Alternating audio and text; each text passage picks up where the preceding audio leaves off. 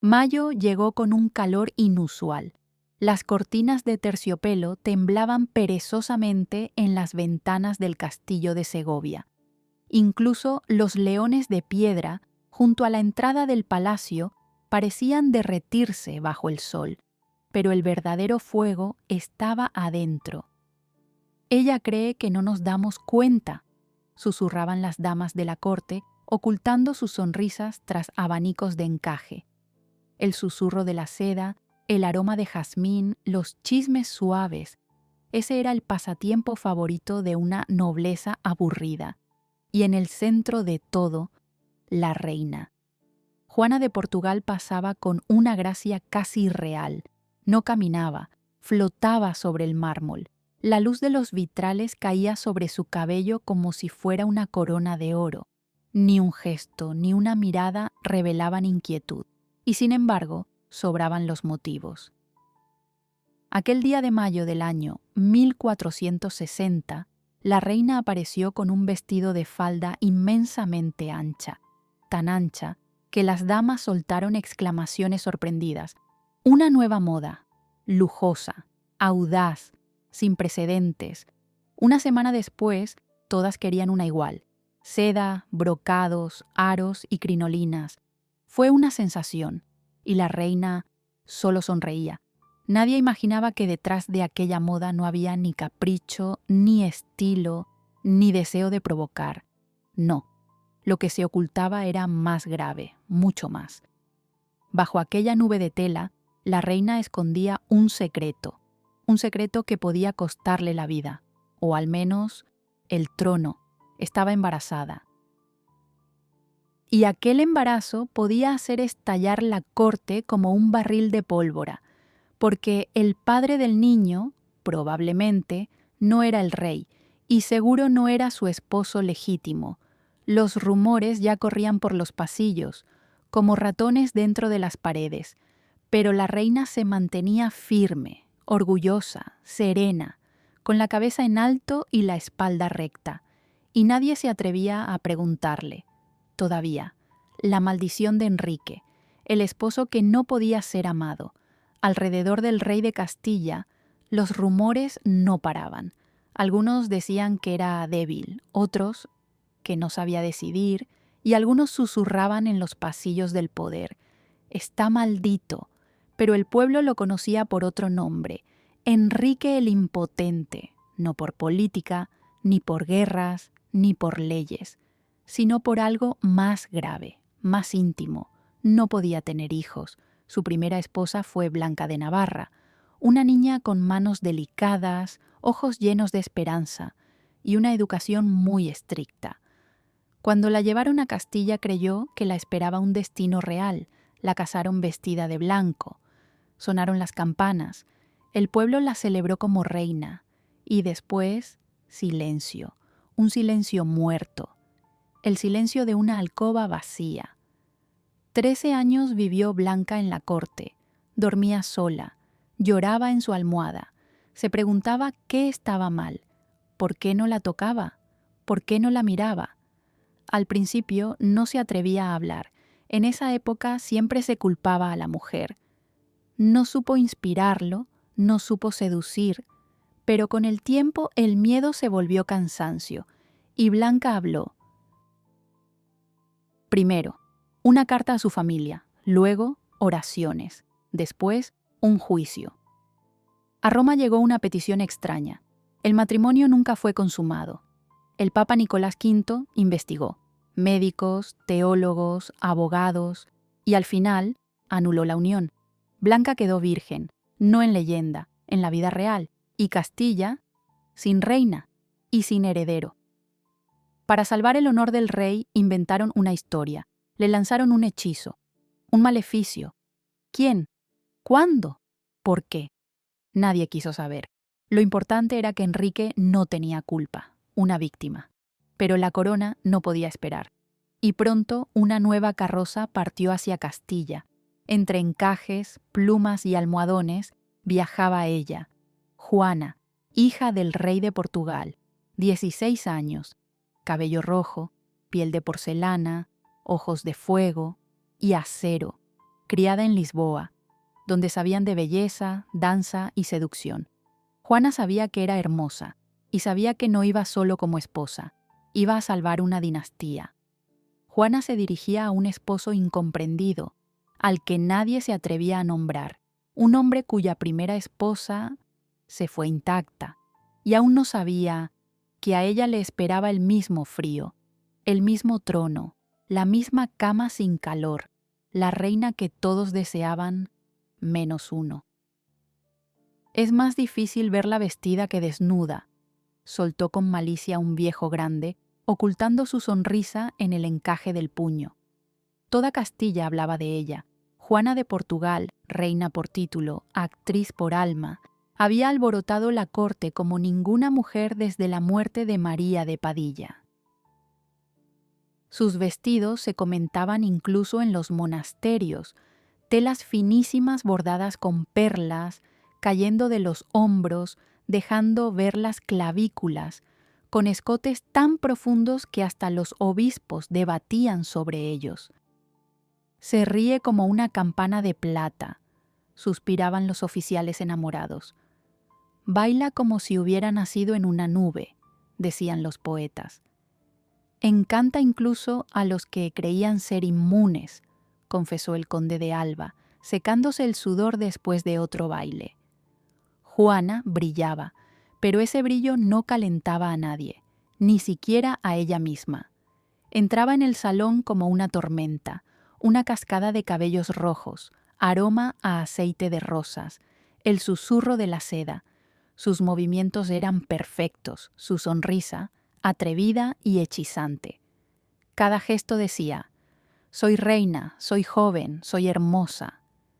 Pero solo un par de ojos no se detenía en ella ni un segundo más de lo necesario. El rey Enrique, sentado en un rincón, recostado en su silla, con el rostro inmóvil y la mirada fija en el fuego, podía pasarse horas así, en silencio, observando las llamas, mientras Juana, danzando, encendía otras, humanas, masculinas. Al principio ella se sorprendía, luego se enfadaba. Más tarde, empezó a buscar respuestas. Una noche se quitó el manto bordado, despidió a las doncellas y se quedó sola con la más leal, una mujer mayor, silenciosa, que había servido en la corte de Lisboa desde los tiempos de su abuela.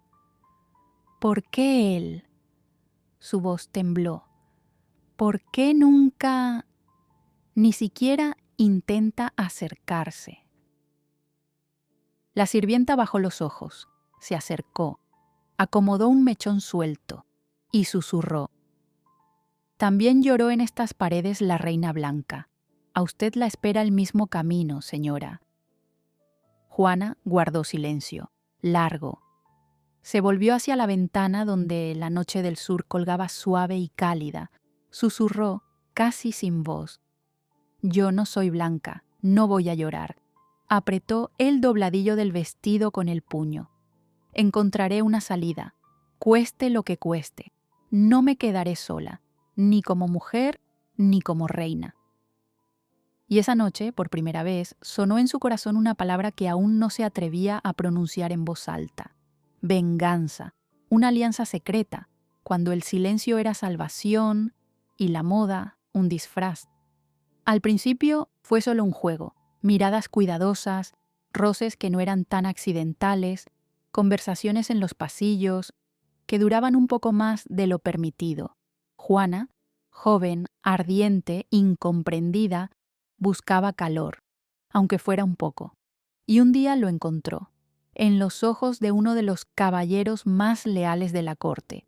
Se llamaba Beltrán de la Cueva. Era todo lo que Enrique no era: vivo, atento, cálido. Nunca se permitía demasiado, y por eso conquistaba más. No se arrodillaba, no recitaba poemas, no la llenaba de flores, pero cuando la reina se acercaba, él la miraba como si viera a la verdadera, no la corona, no el vestido, no el peinado, a ella. «Todos aquí la aman», dijo un día en voz baja, «pero nadie la escucha». Juana estaba junto a la ventana girando un anillo dorado entre los dedos. Por primera vez en mucho tiempo, no respondió de inmediato. Luego asintió. ¿Y usted me escucha? Desde el primer baile, contestó él. Sus encuentros eran secretos, pero, como siempre pasa, secretos que no lo eran para todos. En el palacio hasta las estatuas tienen oídos, y los rumores empezaron a correr. Juana no explicó nada, solo sonreía, caminaba más despacio por los salones, y en sus ojos brillaba algo nuevo, íntimo, secreto, y entonces lo comprendió. Una vida estaba creciendo dentro de ella. Fue una alegría y un golpe. El niño era deseado, pero la ley era cruel. Una reina embarazada de otro hombre no era solo un pecado, era un escándalo capaz de romper el trono. El país no se rige por amor, sino por dinastía. Y en la dinastía todo debe estar escrito, sellado, aprobado. Juana no lloró, no gritó, no hizo escenas, se sentó frente al espejo y miró su reflejo durante mucho rato. Nadie lo sabrá, dijo en voz alta, no lo permitiré.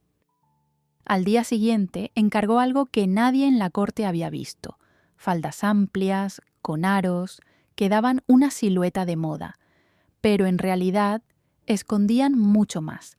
Las faldas de verdugado fueron su armadura. Con ellas podía ocultar un secreto, o incluso dos. Por favor, pase de lado, Su Majestad, decía el sirviente con cortesía. Nueva moda, respondía Juana con una sonrisa suave.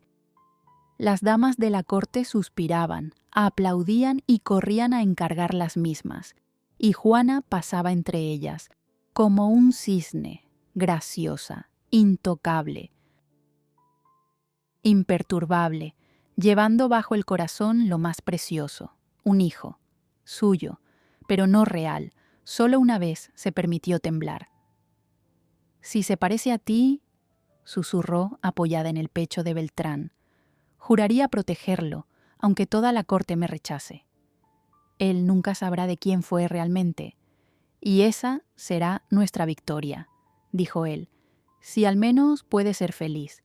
Ahí estaba todo, el amor, el miedo, el abismo, porque en Castilla, donde los reyes nacen por contrato, los hijos concebidos por amor son más peligrosos que cualquier intriga. ¿Hija del rey o hija del amor? ¿Cómo nació la heredera y por qué fue rechazada? No eran una pareja, ni una familia, pero una noche, rara como un día de sol en febrero lluvioso, Juana y Enrique se quedaron a solas. El rey estaba sentado junto al fuego, hojeando en silencio una crónica antigua. Juana, a su lado, con una bata larga de satén, tenía el rostro sereno, casi tierno. Le sirvió vino, se acercó, tocó suavemente su hombro. «Tenemos que hablar, Majestad», susurró. Él no respondió, pero tampoco se apartó. «Llevamos demasiado tiempo viviendo como vecinos y no como esposos. Estoy envejeciendo, Juana. Y Castilla envejece sin heredero», dijo ella con firmeza. La frase hizo efecto. Sus dedos se apretaron contra el brazo del sillón. El rey sabía que la línea de Trastámara, que él representaba, necesitaba continuar. Sin un hijo, no solo el trono temblaba, su nombre corría el riesgo de ser una burla en los libros de historia. Juana aprovechó ese instante, precisa, fría, sabía hablar de forma que solo se escuchara lo que ella quería. «Quiero darte una hija», dijo, «hermosa, inteligente, una infanta verdadera». Pasaron algunos meses, y el 28 de febrero de 1462, un grito rompió el silencio del palacio. Había nacido una niña, fuerte, sonrosada, con rizos dorados. La llamaron Juana, en honor a las raíces portuguesas de su madre y al sueño real de su padre. «Es la heredera», anunciaron los heraldos. «La futura reina», repetían felices en la corte. «Es mi hija», declaró Enrique en público, alzándola en brazos. El pueblo celebraba. Parecía que la dinastía estaba a salvo, pero la alegría no duró. No es su hija, susurraban en los pasillos. Nació demasiado oportunamente y no se parece al rey. Es de Beltrán, afirmaban las damas envidiosas, mirando de reojo al caballero de quien se hablaba desde hacía tiempo. Y la más cruel de todas era la hermana del rey, la princesa Isabel. Juana es una bruja, decía con veneno en la voz. Engañó al rey, lo envolvió con sus encantos. Tiene rostro de virgen y alma de zorra. Miren a la niña, esa sangre no es nuestra. Los celos y la ambición convirtieron a Isabel en una serpiente dentro del palacio. Odiaba a Juana por ser demasiado bella, demasiado libre, demasiado indomable, y porque la corona ya la veía en su propia cabeza. El rey dudaba. Algunos días iba a ver a la niña, la tomaba en brazos, acariciaba su manita. «Mi niña», susurraba. Otros días no la dejaba acercarse. Evitaba su mirada durante semanas. Recordaba las palabras nocturnas y sentía miedo, miedo a la verdad. «Es demasiado joven para mentir», le dijo una vez a su consejero. «O demasiado lista para que usted lo descubra», respondió él, con cortesía helada. ¿Y Juana? Juana se mantenía firme, ante todos, como reina, a solas, como madre a la que querían arrebatar a su hija. «Es su hija», repetía, «por ley, por derecho, por voluntad de Dios». «Pero no por el corazón», murmuraban a su espalda. Así comenzó un largo drama de reconocimiento y rechazo. No había espacio para el amor, solo para la política, la intriga y la lucha por la herencia. Cada vez que Enrique nombraba a Juana como heredera, Isabel desataba otra tormenta de rumores, y la niña crecía en medio de ese torbellino. Hija de reina, con sangre de amor, o bastarda, condenada al olvido de palacio. Todo dependía de quién susurrara más fuerte al oído del rey, y de quién se atreviera a poner el punto final, en una verdad que nadie quería escuchar. El trono perdido, como Juana estuvo a punto de ser reina. Y lo perdió todo. Se apagó en silencio, casi sin que nadie lo notara. Enrique IV, el que una vez fue rey de Castilla, el que tuvo en sus manos el destino de un gran reino, murió en 1474, roto por las enfermedades, por las intrigas y por su propia impotencia. Pasó sus últimos meses solo, en un delirio semiconsciente, incapaz de gobernar, incapaz de detener la tormenta que él mismo había creado, y la tormenta ya se acercaba. Juana de Portugal, reina viuda, no perdía la esperanza. Lo único que la sostenía era el trono para su hija. Para la princesa Juana, reunió cartas, decretos, juramentos, todos los papeles en los que el rey reconocía a la niña, y envió mensajeros a los nobles, a Roma, a las cortes vecinas. «Es su hija», repetía Juana. «Nació en palacio, con su nombre y su bendición». Y tomaba la Biblia en las manos, juraba, escribía. «Es mi hija, pero no solo mía. Ella es Castilla», pero había demasiado en su contra, demasiadas sonrisas burlonas, demasiados rumores, demasiadas veces el nombre de Beltrán junto al suyo, y sobre todo, una sola voz, fuerte, fría, implacable, la voz de Isabel. «Es una bastarda», gritó la hermana del rey. Isabel, de la misma dinastía, pero con un carácter de acero, no buscaba aprobación, solo poder, tenía el apoyo del ejército, de la iglesia y, sobre todo, inspiraba confianza. No era pasión, era orden, no era escándalo, era fuerza. Juana no es sangre de Trastámara. «Pero es mi hija», gritaba la reina. «No es sangre», tronaba Isabel, y su voz fue más fuerte. Así, con solo 13 años, la princesa Juana se convirtió en pieza de una nueva partida política. Fue entregada en matrimonio al rey Alfonso de Portugal, un hombre sabio, cansado, pero aún ambicioso. Quería tierras. Y pensaba usar ese matrimonio para reclamar Castilla, para darle a su joven esposa la corona que tal vez era suya por derecho. «Recuperaremos tu trono», prometió Alfonso, la noche antes de la guerra. «No quiero guerra», susurró ella. «Solo quiero ser reconocida, pero la historia no perdona a quien quiere solo». Alfonso fue derrotado. Las tropas de Isabel eran más rápidas, más duras, más decididas. El pacto se rompió. El rey cayó enfermo y murió, de peste, solo, en los pasillos oscuros del palacio de Sintra. ¿Y Juana? Nadie le preguntó. La obligaron a vestirse de monja a los 13 años, a vivir como mujer sin niñez, sin padre, sin corona. Su vida se redujo a muros grises, al convento de Lisboa, a las oraciones, al silencio más ruidoso que cualquier multitud. No se rebeló, pero tampoco se rindió, ni olvidó.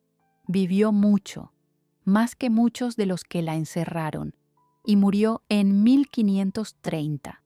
Pero hasta el final, firmó todas sus cartas con el mismo nombre: Juana, reina de Castilla, sin ex, sin pretendiente, sin dudas, solo eso, reina. Porque nadie pudo probar lo contrario, pero nadie quiso reconocer la verdad. El destino de una desterrada, la historia de una mujer a quien se le permitió todo, menos ser feliz. Primero dejaron de invitarla a las ceremonias, a los consejos, a las fiestas, luego le quitaron a sus sirvientes, después sus aposentos, y finalmente llegó un mensajero con una carta. Ya no forma parte de la corte. Así, en silencio, casi sin ruido, borraron a Juana de Portugal de la historia real de Castilla, no con escándalos, no con odio, con algo peor, con indiferencia. Su destino ya no interesaba a nadie. Todos miraban hacia adelante, a Isabel, a la guerra, a las nuevas alianzas, y a ella, la antigua reina, la enviaron al exilio. Se fue sin honores, sin escolta, con unos pocos baúles y con la sombra de lo que fue, sin título, sin palacio, sin apoyo. Ni siquiera su hija, la princesa Juana, estaba ya con ella. Su destino lo decidían otros, y Juana solo conservaba su cuerpo y su orgullo.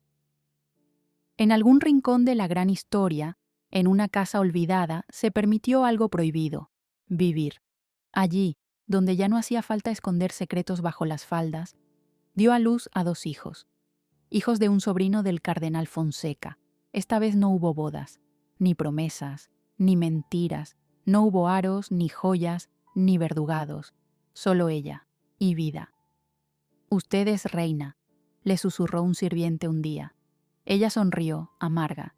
«Soy una mujer a la que no le dieron ni esposo, ni trono, ni patria». «¿Reina? ¿Dónde?» Nadie volvió a cantar su nombre, nadie pintó su retrato. Desapareció del escenario, como si nunca hubiera brillado entre joyas, como si nunca hubiera bailado entre sedas, como si nunca hubiera hecho temblar a un reino entero. Juana vivió poco en el exilio.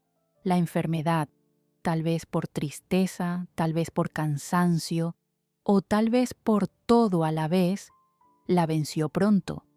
En 1475 se fue. Tenía solo 36 años. Así murió una mujer que tuvo todo lo que se escribe en novelas: pasión, amores prohibidos, intrigas, poder, mentiras, luchas y 2 vidas, una pública y otra oculta bajo las faldas. Tuvo todo, todo, menos la felicidad.